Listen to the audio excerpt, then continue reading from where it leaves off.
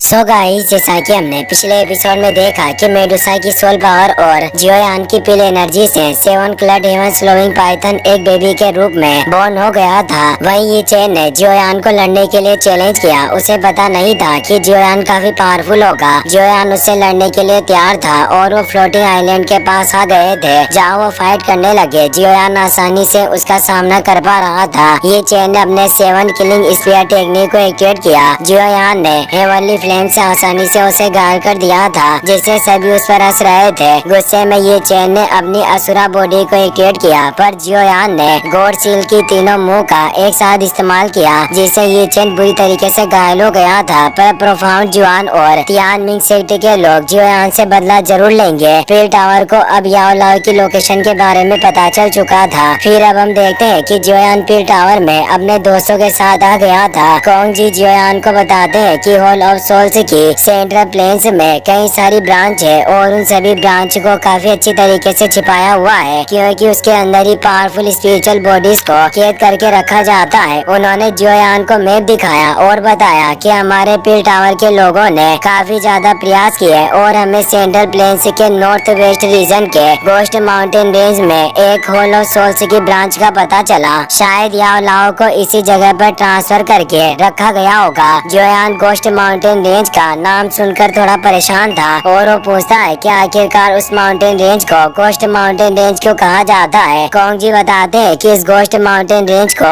Central planes की सबसे भयानक जगह के रूप में जाना जाता है, क्योंकि वहाँ काफी ज्यादा घना कोहरा होता है। इतना घना कोहरा कि उसने आसमान और सूरज को भी कवर कर रखा है। उस जगह पर सूरज की रोशनी भी नहीं पहुँचती। तुम जब उस जगह के अंदर पहुँचोगे तो बहुत ज्यादा चांस है कि तुम उस जगह पर खो जाओ। साथ ही इस जगह के खतरनाक डार्क फॉरेस्ट में हमेशा इविल मॉन्स्टर काफी तेजी से ग्रो करते हैं, जिससे उस जगह पर काफी भयानक मॉन्स्टर से भी तुम्हारा सामना होगा। जियोयान पूछता है कि इस होलो सोल्स की ब्रांच में आखिर कितने होलो सोल्स के एल्डर मौजूद हैं। कोंग जी तियान ले और जुआनी से एक बार कंफर्म करते हैं और जियोयान को बताते हैं कि हमें जो जानकारी मिली है उसके अनुसार गोस्ट माउंटेन ब्रांच में पावरफुल सोल एल्डर उस जगह की रखवाली करते हैं। वहाँ कम से कम 5 फाइट वेनेरेट रियल्म के सोल से एल्डर मौजूद होंगे। जियोयान और उसके दोस्त से सुनकर चौंक जाते हैं। जुआनी बोलती है कि हम अभी तक ये कंफर्म नहीं कर पाए, पर उस जगह पर तियानजुन भी मौजूद हो सकता है, जो होलो सोल्स के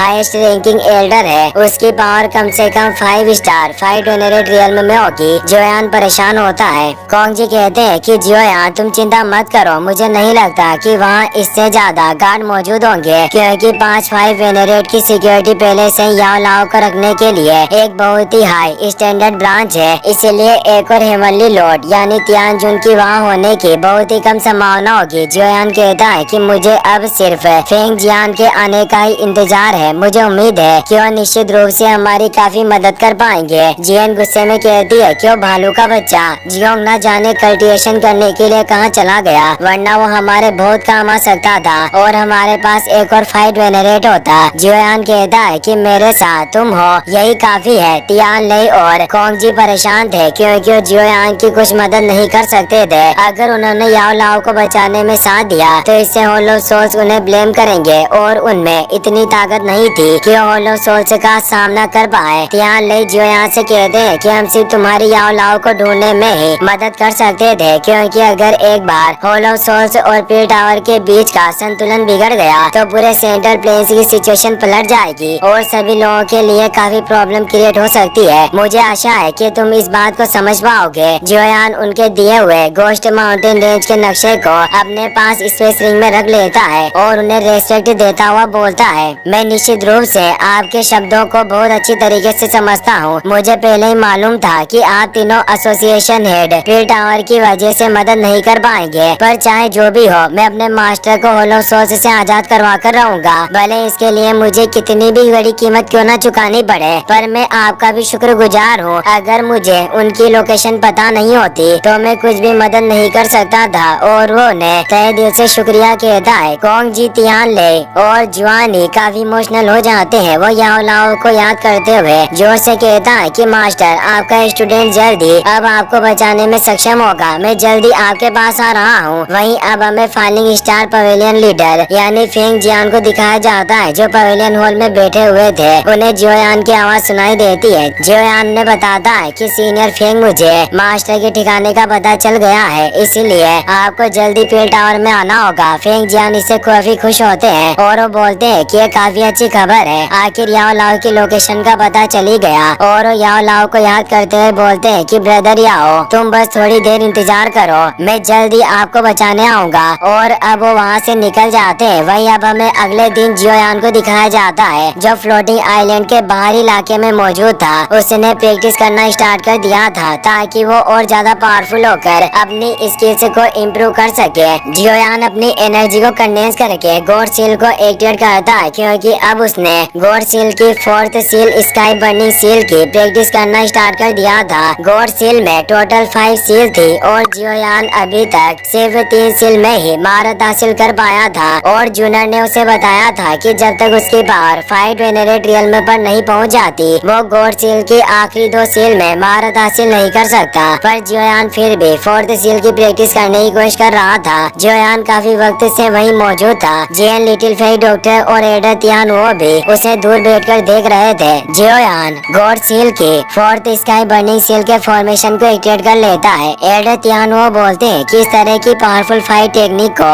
सफलतापूर्वक जारी करना वाकई काफी कमाल का है। इस फाइटिंग टेक्निक से मुझे लगता है कि एक फाइट वेनरेट को भी इससे काफी प्रॉब्लम हो सकती है। जियोयान उस स्काई बर्निंग सील से एक माउंटेन पर अटैक करने लगता है। उसकी एनर्जी से ही वो माउंटेन हिलने लगा था और उसमें क्रैक्स क्रिएट हो रहे थे। पर जियोयान की पावर अभी इतनी ज्यादा नहीं थी कि वो उस सील को कंट्रोल कर पाए, जिससे वो एनर्जी बिखर जाती है। जियोयान काफी थका हुआ महसूस करता है। वो निराश हुआ कहता है कि बिना फाइट वेनरेट लेवल की फाउंडेशन के बिना इस गॉड ऑफ सील की 4th सील में मास्टरी हासिल करना इम्पॉसिबल सा लगता है। पर उसे अपने मास्टर याओ लाओ की याद आने लगती है जब उसके सामने होलो सोल्स का एल्डर उन्हें पकड़कर ले गया था। जियोयान गुस्से में कहता है कि मुझे चाहे कुछ भी हो जाए पर मुझे अपने मास्टर को होलो सोल्स से बचाना होगा। अभी मेरे पास जो ट्रम्प कार्ड यानी तुरुक के इक्के मौजूद है वो पर्याप्त नहीं है। मुझे कुछ भी करके गॉड सील के 4th स्काई बर्निंग सील में महारत हासिल करनी होगी। जियोयान अपने ओरा को फैलाता है और वापस से स्काई बर्निंग सील की प्रैक्टिस स्टार्ट करता है।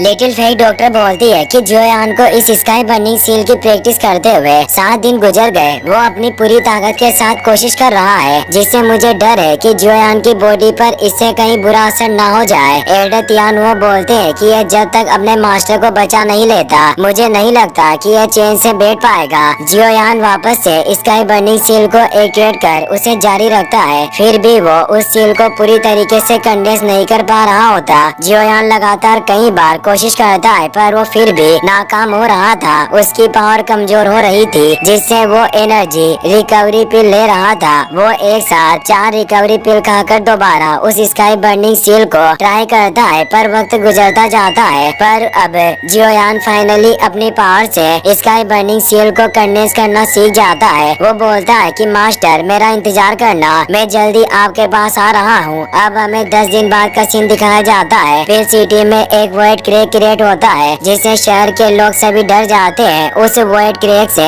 एक शिप वहाँ आती है। फर्स्ट एल्डर क्यूलिंग कुछ सोल्जर के साथ बाहर आ गए थे। वो उस शिप की पावर से हैरान थे, क्योंकि उसके अंदर से एक स्ट्रॉन्ग प्रेशर क्रिएट हो रहा था। इससे वो समझ गए थे कि शिप में जरूर कोई पावरफुल पर्सन है, पर आखिर ये जहाज किसका होगा। तभी पील टावर से कोंग जी की आवाज आती है। उन्हें पता चल गया था कि उस शिप से फेंग जियान वहाँ आए हैं, इसीलिए वो कहते हैं कि फेंग जियान मुझसे बात करने के लिए प्लीज पील टावर में प्रवेश करें। फेंग जियान अपने साथ एक पावरफुल फाइट वेनरेट को लेकर आए थे, जिनका नाम टाई जियान था, जिनकी पावर ट्रू स्टार फाइट वेनरेट रियल में थी। फेंग जियान टाई जियान से कहते हैं कि जियोयान ने पहले ही मेरे ओरा को महसूस कर लिया होगा, जिससे वो जल्दी हमारे पास मिलने आएगा। पहले हमें पील टावर चलना होगा। एल्डर क्यूलिंग ने उन्हें पहचान लिया था। वो सोचते हैं कि आखिरकार ये फेंग जियान यहाँ क्या लेने आए होंगे, पर इन्हें देखकर ऐसा लगता है कि जरूर ये कुछ बड़ा करने वाले हैं। फेंग जियान और टाई जियान जब अंदर आते हैं तो पील टावर के तीनों एसोसिएशन हेड उनका स्वागत करते हैं। कोंग जी फेंग जियान से कहते हैं कि जब हम आखिरी बार कई साल पहले मिले थे, काफी वक्त से आपकी कोई खबर नहीं आई। आप अभी भी काफी ज्यादा शांत और हंसमुख स्वभाव के हो। फेंग जियान कहते हैं कि मैं आखिर पील टावर के एसोसिएशन हेड के आगे कैसे कंफर्टेबल महसूस कर सकता हूँ। कोंग जी उन्हें मजाक करते हुए मना करते रहते हैं। वो टाई जियान को देखकर हैरान थे। वो बोलते हैं कि मैं काफी लंबे समय से पील टावर से बाहर नहीं गया हूँ, इसीलिए मैं आपके इस नए दोस्त का नाम नहीं जानता, इसीलिए मुझे माफ करना। टाई जियान बोलते हैं कि मैं भी अपना नाम काफी पहले ही भूल चुका हूँ, मुझे कुछ याद नहीं है, पर तुम मुझे आयरन सोर्ड मैन कहकर बुला सकते हो। आयरन सोर्ड नाम सुनकर वो हैरान थे। वो बोलते हैं कि क्या आप वही हो जिसे इविल डीमन सोर्ड सोसाइटी से 5 साल पहले बाहर निकाल दिया गया था। मैंने आपके बारे में बहुत कुछ सुना है। तीनों एसोसिएशन हेड उन्हें रेस्पेक्ट देते हैं। टाई जियान भी उन्हें आदर देते हैं। फेंग जियान मुस्कुराते हुए कहते हैं कि कोंग जी, तुम्हें अजीब लग रहा हो, पर आयरन सोर्ड का स्वभाव कुछ ऐसा ही है। ये काफी ज्यादा ईमानदार है, पर ये बोलने में इतने अच्छे नहीं है, इसीलिए बहुत कम बात करते हैं। जियोयान भी अब अपने दोस्तों के साथ वहाँ जाता है। वो कहता है कि सीनियर फेंग, आप काफी जल्दी यहाँ आ गए। फेंग जियान कहते हैं कि मेरी देरी से बहुत कुछ बिगड़ जाता, इसीलिए मैंने जितनी जल्दी हो सके आने की कोशिश की। वो जियोयान की पावर देखकर हैरान रह जाते हैं, क्योंकि वो 1 साल पहले से 1 स्टार फाइट एंसेस्टर था और अब वो 9 स्टार फाइट एंसेस्टर में प्रमोट हो गया था। टाई जियान भी इससे हैरान थे, क्योंकि जियोयान काफी जवान नजर आ रहा होता है। इसी के साथ ये एपिसोड यहीं पर खत्म हो जाता।